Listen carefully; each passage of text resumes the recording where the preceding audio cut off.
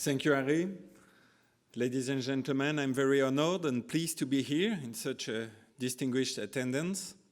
I would like to start my speech by, as an introduction, just showing you a small film that represents very well the special link relationship between Peugeot and the roads, driving experience being clearly at the core of Peugeot DNA.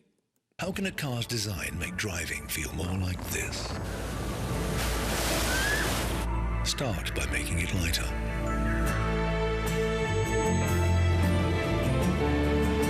Then reduce the size of the wheel. Raise the instrument panel to keep your head up.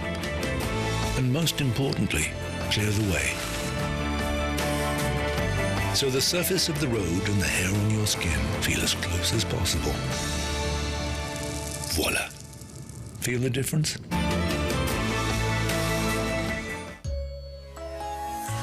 The surface of the road and the hair of the skin. You see the strong link, and this ad has not been prepared specifically for this Congress.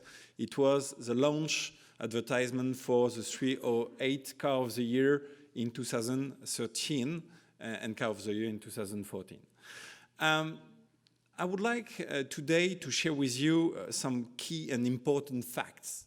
Like Harry Vatanen just said, car is still a strong need and will remain a strong need for customers all over the world in the future. The latest forecast studies, experts' words say that the average car will be around 100 million new cars by 2020. Maybe it will be less, maybe it will be more, but it proves that cars, because it's an object of freedom, and that point that Harry underlined is really key, will still be something hugely important for the society in the future, which necessitates that all of us, and specifically you, still developed infrastructures for sure in emerging markets where there will still be need for growth, but also the maintenance in a developed market. Infrastructure will still be key with 100 million new cars sold by year 2020. That deep need for improvement of infrastructure has been underlined at the World Economic Forum in the Infrastructure Investment Policy Blueprint.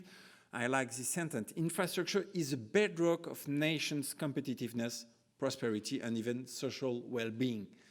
Infrastructure is key for the development of the countries, and I'm going to share with you our visions of the future of car that will use that developing and important network and road network in the future. What are the three key challenges that the car industry will face in the future? I've underlined three. First, the climate change. Climate is day after day a hard and hot topic. And you know that Paris will host, by the end of this year, the COP21 conference. And for sure, the question of CO2, of global warming, of pollution will still be an important subject. And we have our role to play on that subject. Second one is urbanization, with two different challenges. The first one is the challenge of infrastructure, once again, but the challenge of mobility. And for sure, infrastructure and mobility are linked, and there are future solutions to implement and to invent for the best of our customer. And finally, and most important, always the needs and the evolution of customer needs. And I will tell you more about safety for sure, but clearly the need for connectivity and for a seamless user experience. Our customer want to have the same life at home, in their car, at any moment of their life, and as a car maker, and for the car industry, we have to take that into account. But let's go into some more details about the three challenges that the automotive industry is facing. First, clean technologies. I'm not going to explained to you that there are huge development coming in front of us about electric cars, plug-in hybrid, micro-hybrid, full hybrid. For sure, there will be, and there is already in our range, new technologies that will help us to reach the very challenging target in terms of CO2 emission, for example, that we have in the future. But I would like to underline the fact that traditional classic thermic engines are still the huge part of the sale in the world, and we need to be at the best level in terms of new technology, but also at, I don't like that word, but traditional technology. First of all, I would like to underline how proud we are for Peugeot to be at the first rank in terms of CO2 emission in Europe in 2014 by emitting only 110.3 grams of CO2 per kilometer. We have set the best level of industry in the European market. And it's not a question of, it's due to the fact that Peugeot is selling only small cars. That's not the reason.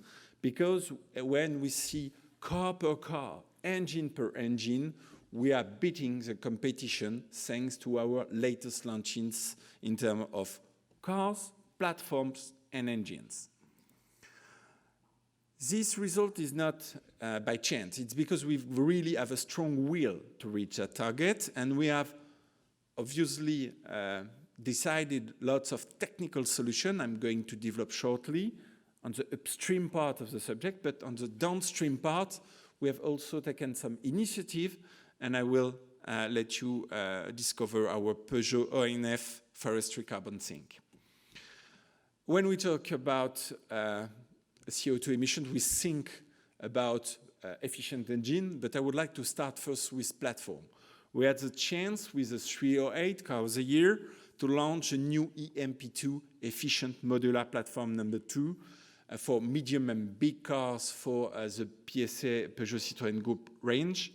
And that platform has helped us to make amazing improvement in terms of weight reduction. You know that automotive industry history has always been about more weight, but more weight for progress, more weight for safety, more weight due to more equipment. So it was always for good reason, year after year, generation after generation, the weight of our cars have increased. With the new 308, we have decreased the weight of the car by 140 kilos. It's just huge. Half of it is due to the big improvement we did on the platform of the car, and half of it is due to the improvement we managed to make on the superstructure of the car. It's about many solutions, new materials, new conception, new architecture. But the result is 140 kilos, which represent 11.2 grams of CO2 per kilometer improvement. Of course, as I told you, engines, and we have launched latest generation of gasoline engine in that very strong tendency of downsizing with 3-cylinder engine, the PureTech engine, which has an emission about 25% less than a 4-cylinder of approximately the same power. And clearly, we have set with that new PureTech engine a record. We have managed with only one single fuel tank to make, with one single fuel tank to make only a 2.85 liter per 100 kilometer, which in miles per gallon is approximately 99.11. So an astonishing record.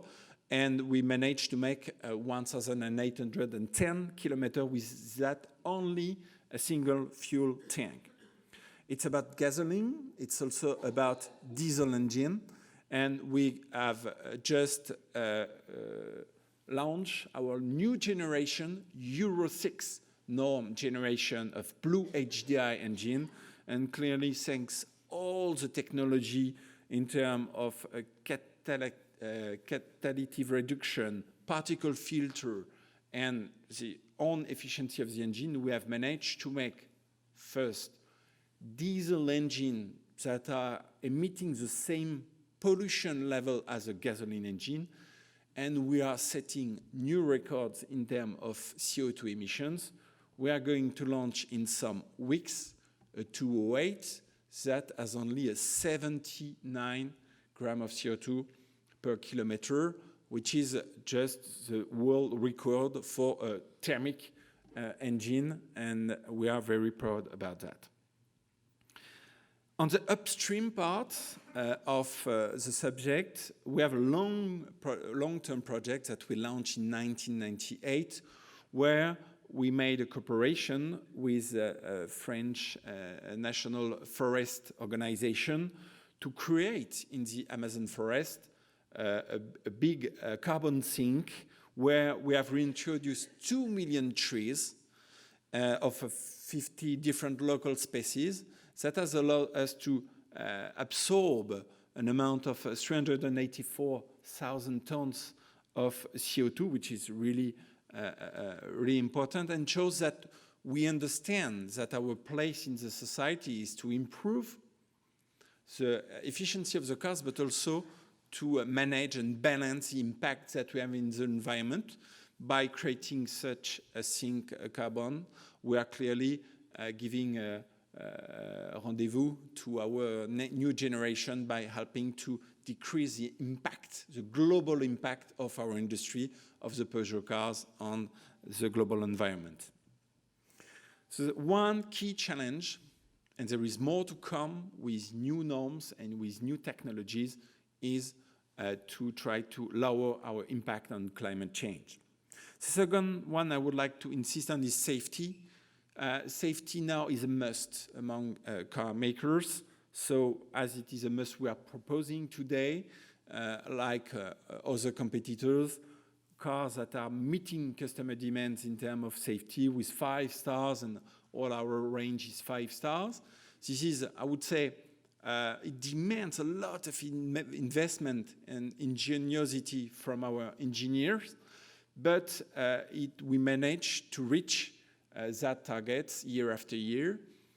But interesting enough, we know that the future in terms of autonomous driving, of aided services of driving to our customer will help us a lot to develop the safety. So there are more to come also in terms of safety.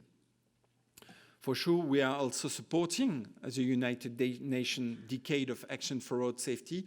We know that we have a role to play to make that sustainable mobility being really decreasing all the accidents and to improve the road safety. And we really want to stand with UN, with all of you, improving the road condition to make that sustainable mobility.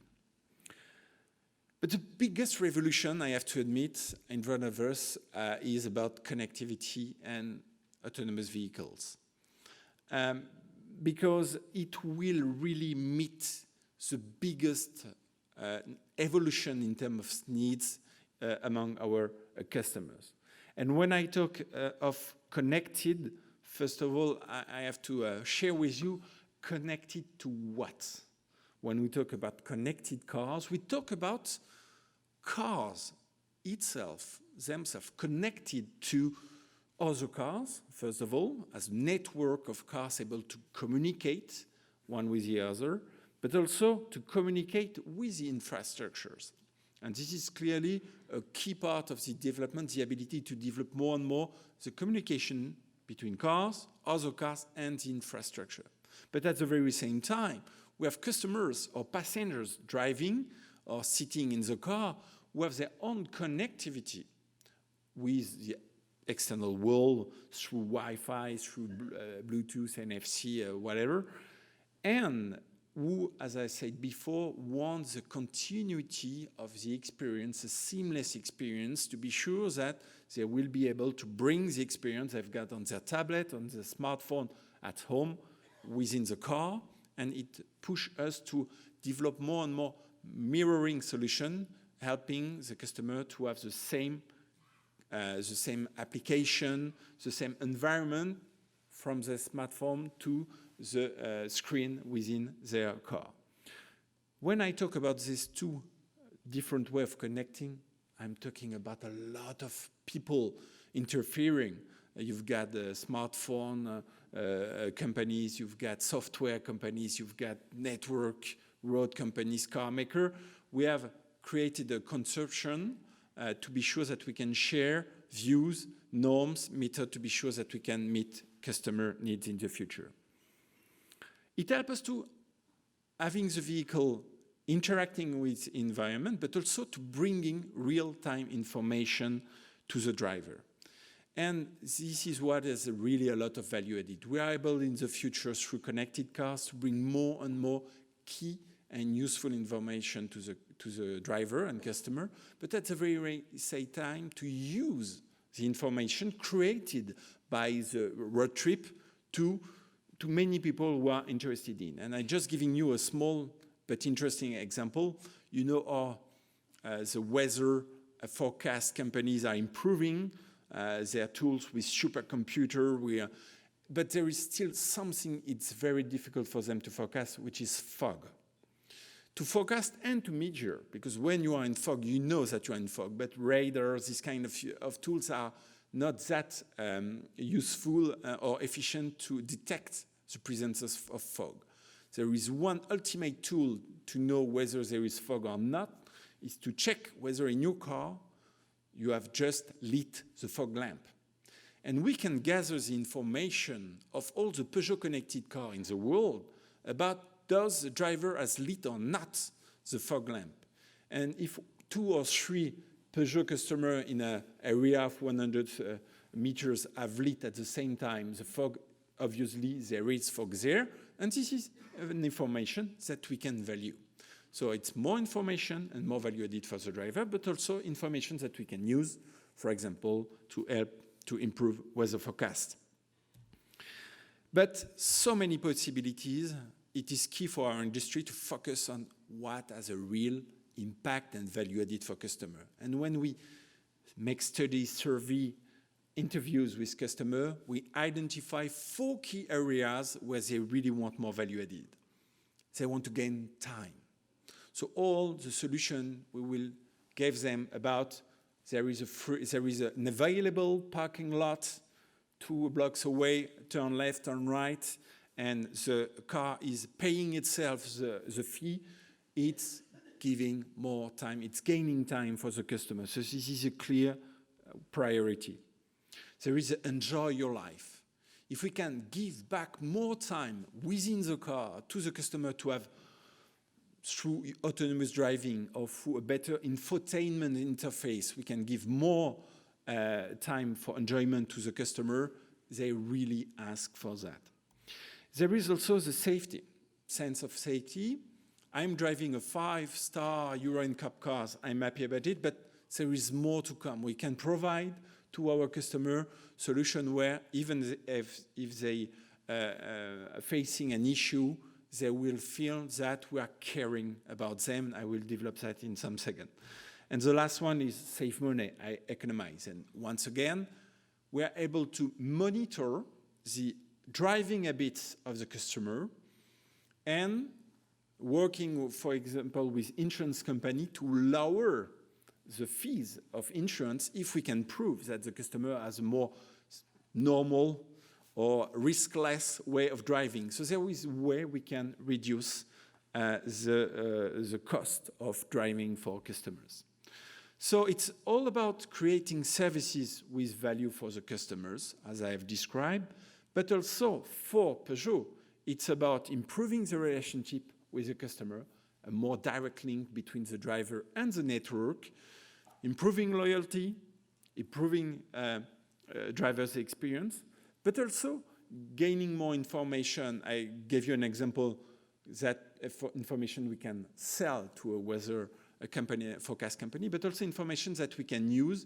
You cannot imagine how valuable is information, how many times an average driver in Finland is opening and closing the door daily. We just don't know that because we are not following drivers, but through the information we can take through connected cars, we're able to make a better conception and design of the car to be sure that we've got the perfect average between the high level of quality and the good cost of development. The next step, your car is connected, and through connection, it can become more and more autonomous. We clearly today have already solutions, very interesting, developed by different car makers. I just have some example, lane keeping, traffic jam assist. There will be more and more automated and autonomous solution in the future. Today you need to have the hand of the, on the steering wheel. One day you will be able just to have the eye on the road, and one day you can even read the newspaper. There will be different generation. We will develop different technologies to follow that roadmap, technological roadmap.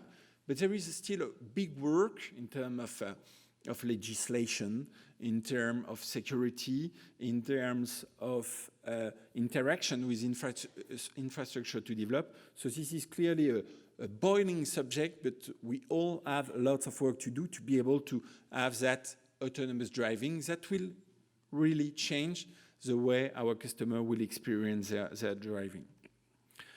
And what I would like to underline is the fact that it really will be, at the end, the fact that together we will be able to provide cooperative, intelligent transportation system. Every word counts. Intelligent, because through all the sensors we've got in the car, we are able to crunch the data and make the data more intelligent and understand better the behavior of the customer and adapt the car to it. Cooperative, because through the communication, I've got a problem in my car, I just say there is a problem so I can be helped. Or because I've just met a problem on the road, I can once again give the information and share the information with all the car around. It's really the cooperative way that will help have a lot of value added. And today, we have, for Peugeot, more than 1 million cars equipped with a system of assistance, a Peugeot Connect SOS, that help you. Either you ring the bell if you've got any issue, or the car automatically does it if you've got an accident. We already had 8,700 emergency calls. In 7,200 cases, it was transferred to rescue teams that help the people for any reasons. And clearly, it's the future of safety. It's not only my car is safe, it's in any hazard, any situation, I will be able to have help and to feel more secure and more in safety. And this car-to-car infrastructure, as I told you, is clearly what we have to invent for the future, that ability to use all the information gathered by the network, by the intelligent road, and for the car to use it, and in the other way around. This is clearly among the challenges that we have in the future. And clearly, driver assistance, traffic control, and user communication, we see the different big improvements that this kind of infrastructure will bring to the customer, but also for the global environment. As a conclusion, I would like to share with you, as I told you, that we have in front of us an unprecedented effort in terms of R&D, in terms of value added, in terms of technologies that we will put in the future car to solve, to face the challenges about environmental footprint, road safety, and also that connectivity, interoperability with smart grids. That challenge of the extended car need to be implemented through a global cooperation. That is where the complexity is, but where the value added is. And we have to make the development in parallel, because interoperability, reliability, security will be clearly at the core of these challenges. And finally, I would like to finish by thanking you for giving to all the Peugeot customers in the world that chance to have that unique Peugeot driving experience by providing them safe but thrilling road trips. Thank you all. Thank you very much.